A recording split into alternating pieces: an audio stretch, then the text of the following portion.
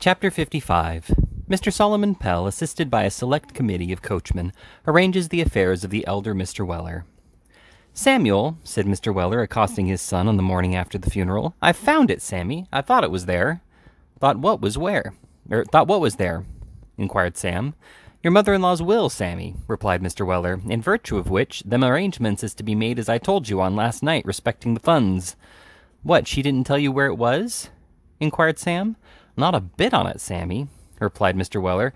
We was adjustin' our little differences, and I was a-cheerin' her spirits and bearin' her up, so that I forgot to ask anything about it. I don't know as I should have done it, indeed, if I had remembered it," added Mr. Weller, "for it's a rum sort of thing, Sammy, to go a-hankerin' after anybody's property when you're assistin' 'em in illness. It's like helping an outside passenger up when he's been pitched off a coach and putting your hand in his pocket while you ask him with a sigh how he finds hisself, Sammy." With this figurative illustration of his meaning, Mr. Weller unclasped his pocketbook and drew forth a dirty sheet of letter paper, on which were inscribed various characters crowded together in remarkable confusion. "This here is the document, Sammy," said Mr. Weller. "I found it in the little black teapot on the top shelf of the bar closet. She used to keep banknotes there, before she was married, Samuel. I've never seen her take the lid off to pay a bill many and many a time. Poor creature, she might have filled all the teapots in the house with bills, and not have inconvenienced herself neither, for she took very little of anything in that way lately, except on the temperance nights, when they just laid a foundation of tea to put the spirits atop on." "What does it say?" inquired Sam. "Just what I told you, my boy," rejoined his parent. £200 worth of reduced counsels to my son-in-law Samuel, and all the rest of the property, of every kind and description whatsoever, to my husband, Mr. Tony Weller, who I appoint as my sole executor." "That's all, is it?" said Sam. "That's all," replied Mr. Weller, "and I suppose as it's all right and satisfactory to you and me, as is the only parties interested, we may as well put this bit of paper into the fire." "What are you a-doing on, you lunatic?" said Sam, snatching the paper away as his parent, in all innocence, stirred the fire preparatory to suiting the action to the word. "You're a nice executor, you are." "Why not?" inquired Mr. Weller, looking sternly round with the poker in his hand. "Why not?" exclaimed Sam. "'Cause it must be proved and probated and swore to, and all manner of formalities." "You don't mean that," said Mr. Weller, laying down the poker. Sam buttoned the will carefully into a side pocket, intimating by a look, meanwhile, that he did mean it, and very seriously, too. "Then I'll tell you what it is," said Mr. Weller, after a short meditation. "This is a case for that there confidential pal of the Chancellorship's. Pell must look into this, Sammy. He's the man for a difficult question at law. We'll have this here brought before the solvent court directly, Samuel." "I never did see such an addle-headed old creature," exclaimed Sam irritably. "Old Baileys and solvent courts and alibis and every species of gammon always a-running through his brain. You'd better get your outdoor clothes on and come to town about this business, than stand a-preaching there about what you don't understand nothing on." "Very good, Sammy," replied Mr. Weller. "I'm quite agreeable to anything as will expedite business, Sammy. But mind this here, my boy, nobody but Pell, as a legal adviser." "I don't want anybody else," replied Sam. "Now are you a-comin'?" "Wait a minute, Sammy," replied Mr. Weller, who, having tied his shawl with the aid of a small glass that hung in the window, was now, by dint of the most wonderful exertions, struggling into his upper garments. "Wait a minute, Sammy. When you grow as old as your father, you won't get into your waistcoat quite as easy as you do now, my boy." "If I couldn't get it into it easier than that, I'm blessed if I'd wear one at all," rejoined his son. "You think so now," said Mr. Weller with the gravity of age, "but you'll find that as you get wider, you'll get wiser. Wit and wisdom, Sammy, always grows together."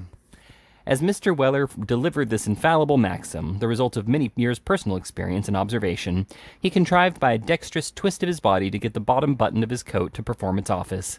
Having paused a few seconds to recover breath, he brushed his hat with his elbow and declared himself ready. "As 4 heads is better than 2, Sammy," said Mr. Weller, as they drove along the London road in the chaise cart, "and as all this here property is a very great temptation to a legal gentleman, we'll take a couple of friends of mine with us, as'll be very soon down upon him if he comes anything irregular. 2 of them as saw you to the Fleet that day. They're the very best judges," added Mr. Weller in a half-whisper, "the very best judges of a horse you ever knowed." "And of a lawyer, too?" inquired Sam. "The man as can form an accurate judgment of an animal can form an accurate judgment of anything," replied his father so dogmatically that Sam did not attempt to controvert the position. In pursuance of this noble resolution, the services of the mottle-faced gentleman and of two other very fat coachmen, selected by Mr. Weller probably with a view to their wit and consequent wisdom, were put into requisition, and this assistance having been secured, the party proceeded to the public-house in Portugal Street, whence a messenger was dispatched to the insolvent court over the way, requiring Mr. Solomon Pell's immediate assistance. The messenger fortunately found Mr. Solomon Pell in court, regaling himself, business being rather slack, with a cold collation of an Abernathy biscuit and a Saveloy. The message was no sooner whispered in his ear than he thrust them in his pocket amongst various professional documents and hurried over the way with such alacrity that he reached the parlor before the messenger had even emancipated himself from the court. "Gentlemen," said Mr. Pell, touching his hat, "my service to you all. I don't say it to flatter you, gentlemen, but there are not 5 other men in the world that I'd have come out of that court for today." "So busy, eh?" said Sam. "Busy," replied Pell. "I'm completely sewn up, as my friend the late Lord Chancellor many a time used to say to me, gentlemen, when he came out from hearing appeals in the House of Lords. Poor fellow, he was very susceptible to fatigue. He used to feel those appeals uncommonly. I actually thought more than once that he'd have sunk under 'em. I did indeed." Here Mr. Pell shook his head and paused, on which the elder Mr. Weller, nudging his neighbor, as begging him to mark the attorney's high connections, asked whether the duties in question produced any permanent ill effects on the constitution of his noble friend. "I don't think he ever quite recovered them," replied Pell. "In fact, I'm sure he never did. Pell," he used to say to me many a time, "how the blazes you can stand the headwork you do is a mystery to me." "Well," I used to answer, "I hardly know how I do it upon my life." "Pell," he'd add, sighing, and looking at me with a little envy, friendly envy, you know, gentlemen, mere friendly envy, I never minded it. "Pell, you're a wonder, a wonder. Ah, you'd have liked him very much if you'd have known him, gentlemen. Bring me the 3 pen'orth of rum, my dear." Addressing this latter remark to the waitress in a tone of subdued grief, Mr. Pell sighed, looked at his shoes and the ceiling, and the rum having by that time arrived, drank it up. "However," said Pell, drawing a chair to the table, "a professional man has no right to think of his private friendships when his legal assistance is wanted. By the by, gentlemen, since I saw you here before, we have had to weep over a very melancholy occurrence." Mr. Pell drew out a pocket handkerchief when he came to the word weep, but he made no further use of it than to wipe away a slight tinge of rum which hung upon his upper lip. "I saw it in the Advertiser, Mr. Weller," continued Pell. "Bless my soul, not more than 52. Dear me, only think." These indications of amusing spirit were addressed to the mottle-faced man, whose eyes Mr. Pell had accidentally caught, on which the mottle-faced man, whose apprehension of matters in general was of a foggy nature, moved uneasily in his seat, and opined that, indeed, so far as that went, there was no saying how things was brought about, which observation, involving one of those subtle propositions which it is difficult to encounter in argument, was controverted by nobody. I have heard it remarked that she was a very fine woman, Mr. Weller," said Pell in a sympathizing manner. "Yes, sir, she was," replied the elder Mr. Weller, not much relishing this mode of discussing the subject, and yet thinking that the attorney, from his long intimacy with the late Lord Chancellor, must know best on all matters of polite breeding. "She was a very fine woman, sir, when I first knowed her. She was a widder, sir, at that time." "Now it's curious," said Pell, looking round with a sorrowful smile. "Mrs. Pell was a widow." "That's very extraordinary," said the mottle-faced man.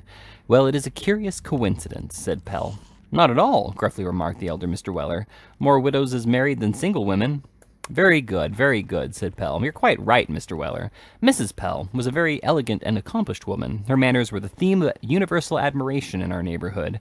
I was proud to see that woman dance. There was something so firm and dignified and yet natural in her motion. Her cutting, gentlemen, was simplicity itself.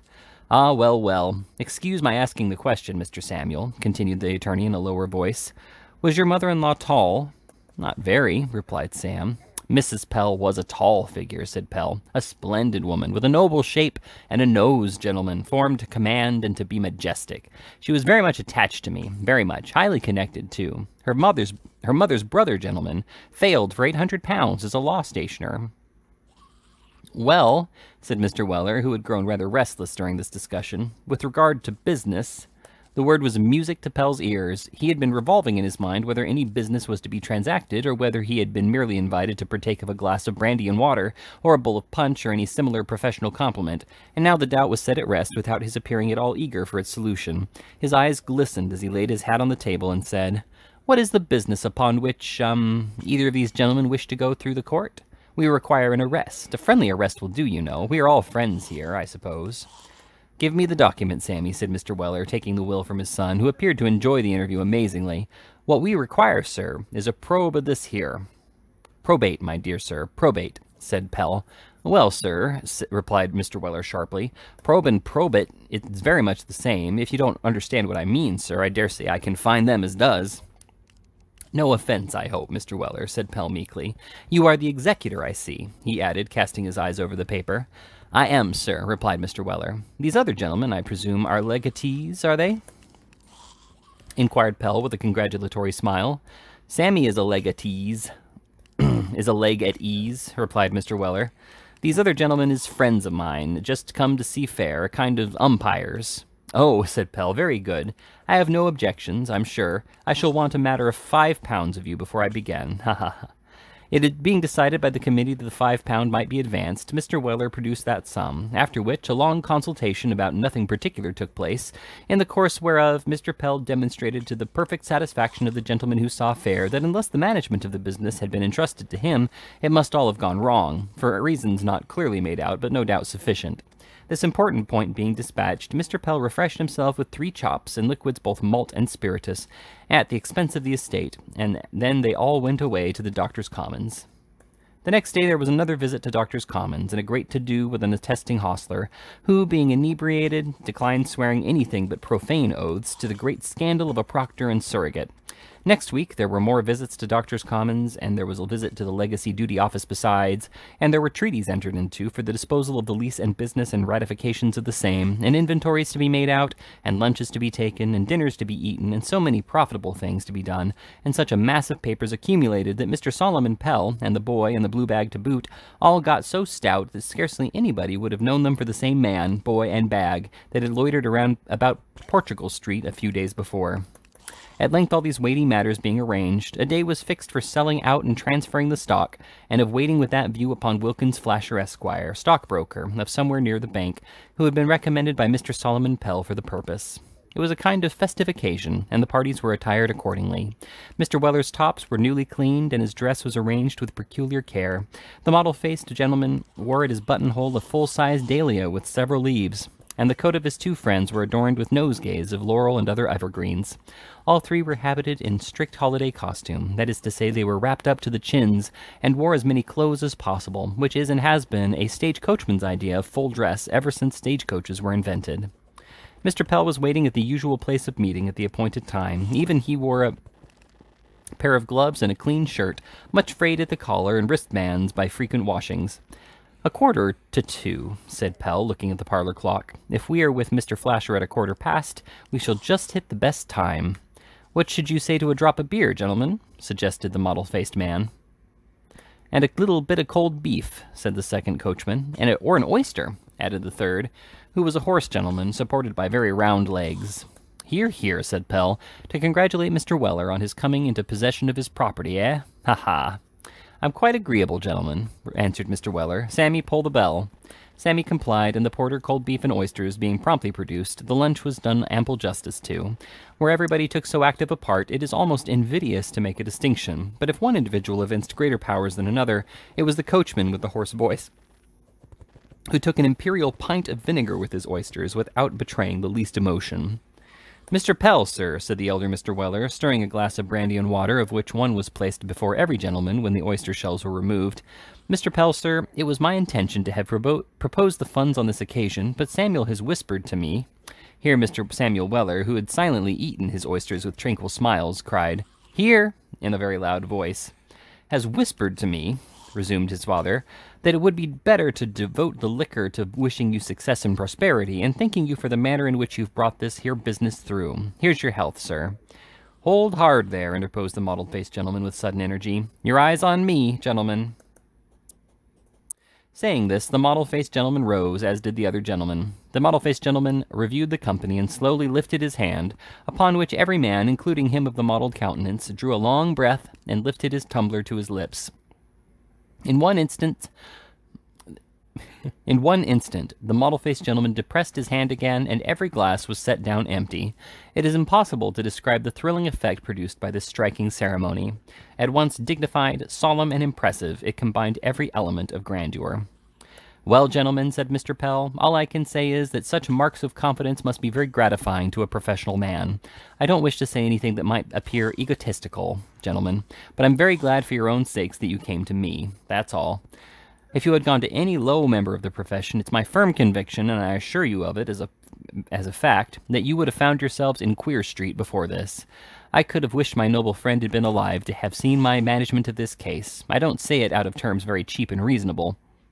I don't say it out of pride, but I think, however, gentlemen, I won't trouble you with that. I'm generally to be found here, gentlemen, but if I'm not here or over the way, that's my address. You'll find my terms very cheap and reasonable, and no man attends more to his clients than I do, and I hope I know a little of my profession besides. If you have any opportunity of recommending me to any of your friends, gentlemen, I shall be very much obliged to you, and so will they too, when they come to know me. Your healths, gentlemen." With this expression of his feelings, Mr. Solomon Pell laid 3 small written cards before Mr. Weller's friends, and looking at the clock again, feared it was time to be walking. Upon this hint, Mr. Weller settled the bill, and issuing forth the executor, legatee, attorney, and umpires, directed their steps toward the city. The office of Wilkins Flasher, Esquire, of the Stock Exchange, was in a first floor up a court behind the Bank of England. The house of Wilkins Flasher, Esquire, was at Brixton, Surrey. The horse and stanhope of Wilkins Flasher, Esquire, were at an adjacent livery stable. The groom of Wilkins Flasher, Esquire, was on his way to the West End to deliver some game. The clerk of Wilkins Flasher, Esquire, had gone to his dinner, and so Wilkins Flasher, Esquire, himself cried, "Come in," when Mr. Pell and his companions knocked at the counting-house door. "Good morning, sir," said Pell, bowing obsequiously. "We want to make a little transfer, if you please." "Oh, just come in, will you?" said Mr. Flasher. "Sit down a minute. I'll attend to you directly." "Thank you, sir," said Pell. "There's no hurry. Take a chair, Mr. Weller." Mr. Weller took a chair, and Sam took a box, and the umpires took what they could get, and looked at the almanac and 1 or 2 papers which were wafered against the wall, with as much open-eyed reverence as if they had been the finest efforts of the old masters. "Well, I'll bet you half a dozen of claret on it. Come," said Wilkins Flasher, Esquire, resuming the conversation to which Mr. Pell's entrance had caused a momentary interruption. This was addressed to a very smart young gentleman who wore his hat on his right whisker and was lounging over the desk, killing flies with the ruler.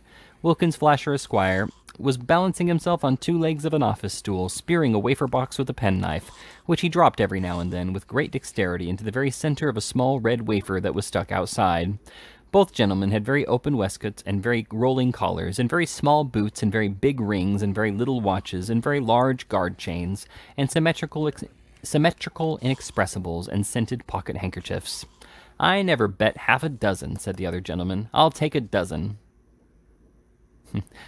"I never bet half a dozen," said the other gentleman. "I'll take a dozen." "Done, Simmery, done," said Wilkins Flasher, Esquire. "PP, mind," observed the other. "Of course," replied Wilkins Flasher, Esquire. Wilkins Flasher, Esquire, entered it into a little book with a gold pencil case, and the other gentleman entered it also in another little book with another gold pencil case. "I see there's a notice up this morning about Boffer," observed Mr. Simmery. "Poor devil, he's expelled the house." "I'll bet you 10 guineas to 5 he cuts his throat," said Wilkins Flasher, Esquire. "Done," replied Mr. Simmery. "Stop, I bar," said Wilkins Flasher, Esquire, thoughtfully. "Perhaps he may hang himself." "Very good," rejoined Mr. Simmery, pulling out the gold pencil case again. "I have no objection to take you that way. Say, makes away with himself. Kills himself, in fact," said Wilkins Flasher, Esquire. "Just so," replied Mr. Simmery, putting it down. "Flasher, 10 guineas to 5, Boffer kills himself. Within what time, shall we say?" "A fortnight?" suggested Wilkins Flasher, Esquire. "Confound it, no," rejoined Mr. Simmery, stopping for an instant to smash a fly with the ruler. "Say a week." "Split the difference," said Wilkins Flasher, Esquire. "Make it 10 days. "Well, 10 days," rejoined Mr. Simmery. So it was entered down on the little books that Boffer was to kill himself within 10 days, or Wilkins Flasher, Esquire, was to hand over to Frank Simmery, Esquire, the sum of 10 guineas, and that if Boffer did kill himself within that time, Frank Simmery, Esquire, would pay to Wilkins Flasher, Esquire, 5 guineas instead. "I'm very sorry he has failed," said Wilkins Flasher, Esquire. "Capital dinners he gave." "Fine port he had, too," remarked Mr. Simmery. "We are going to send our butler to the sale tomorrow to pick up some of that 64. "The heck you are," said Wilkins Flasher, Esquire. "My man's going too. 5 guineas my man outbids your man." "Done." Another entry was made in the little books with the gold pencil cases, and Mr. Simmery, having by this time killed all the flies and taken all the bets, strolled away to the stock exchange to see what was going forward. Wilkins Flasher Esquire now condescended to receive Mr. Solomon Pell's instructions, and having filled up some printed forms, requested the party to follow him to the bank, which they did. Mr. Weller and his three friends staring at all they beheld in unbounded astonishment, and Sam encountering everything with a coolness which nothing could disturb. Crossing a courtyard which was all noise and bustle, and passing a couple of porters who seemed dressed to match the red fire engine which was wheeled away into a corner, they passed into an office where their business was to be transacted, and where Pell and Mr. Flasher left them standing for a few moments, while they went upstairs into the will office. "What place is this here?" whispered the mottle-faced gentleman to the elder Mr. Weller. "Counsel's office," replied the executor in a whisper. "What are them gentlemen a-setting behind the counters?" asked the horse coachman. "Reduced counsels, I suppose," replied Mr. Weller. "Ain't they the reduced counsels, Samuel?" "Why, you don't suppose the reduced counsels is alive, do you?" inquired Sam with some disdain. "How should I know?" retorted Mr. Weller. "I thought they looked very like it. What are they, then?" "Clerks," replied Sam. "What are they all eating them ham sandwiches for?" inquired his father. "'Cause it's in their duty, I suppose," replied Sam. "It's a part of the system. They're always a-doing it here, all day long." Mr. Weller and his friends had scarcely had a moment to reflect upon this singular regulation as connected with the monetary system of the country, when they were rejoined by Pell and Wilkins Flasher Esquire, who led them to a part of the counter above which was a round blackboard with a large W on it. "What's that for, sir?" inquired Mr. Weller, directing Pell's attention to the target in question. "The first letter of the name of the deceased," replied Pell. "I say," said Mr. Weller, turning round to the umpires, "there's something wrong here. V's our letter. This won't do." V's our letter. This won't do. The referees at once got it as their decided opinion that the business could not be legally proceeded with under the letter W, and in all probability it would have stood over for 1 day at least, had it not been for the prompt, though at first sight undutiful behavior of Sam, who, seizing his father by the skirt of the coat, dragged him to the counter and pinned him there until he had affixed his signature to a couple of instruments, which, from Mr. Weller's habit of printing, was a work of so much labor and time, that the officiating clerk peeled and ate 3 ribstone pippins while it was performing. As the elder Mr. Weller insisted on selling out his portion forthwith, they proceeded from the bank to the gate of the stock exchange, to which Wilkins Flasher Esquire, after a short absence, returned with a check on Sam, Payne, and Smith for £530, that being the money to which Mr. Weller, at the market price of the day, was entitled, in consideration of the balance of the second Mrs. Weller's funded savings. Sam's £200 stood transferred to his name, and Wilkins Flasher Esquire, having been paid his commission, dropped the money carelessly into his coat pocket and lounged back to his office. Mr. Weller was at first obstinately determined on cashing the check in nothing but sovereigns, but it being represented by the umpires that by so doing he must incur the expense of a small sack to carry them home in, he consented to receive the amount in £5 notes. "My son," said Mr. Weller, as they came out of the banking house, "my son and me has a very particular engagement this afternoon, and I should like to have this here business settled out of hand, so let's just go straight away somewheres where we can hoard at the accounts." A quiet room was soon found, and the accounts were produced and audited. Mr. Pell's bill was taxed by Sam, and some charges were disallowed by the umpires, but notwithstanding Mr. Pell's declaration, accompanied with many solemn asseverations that they really were too hard upon him, it was by very many degrees the best professional job he had ever had, and one on which he boarded, lodged, and washed for 6 months afterwards. The umpires having partaken of a dram, shook hands and departed, as they had to drive out of town that night. Mr. Solomon Pell, finding that nothing more was going forward, either in the eating or drinking way, took a friendly leave, and Sam and his father were left alone. "There," said Mr. Weller, thrusting his pocket-book in his side pocket, "with the bills for the lease and that, there's £1,180 here. Now, Samuel, my boy, turn the horses' heads to the George and Vulture."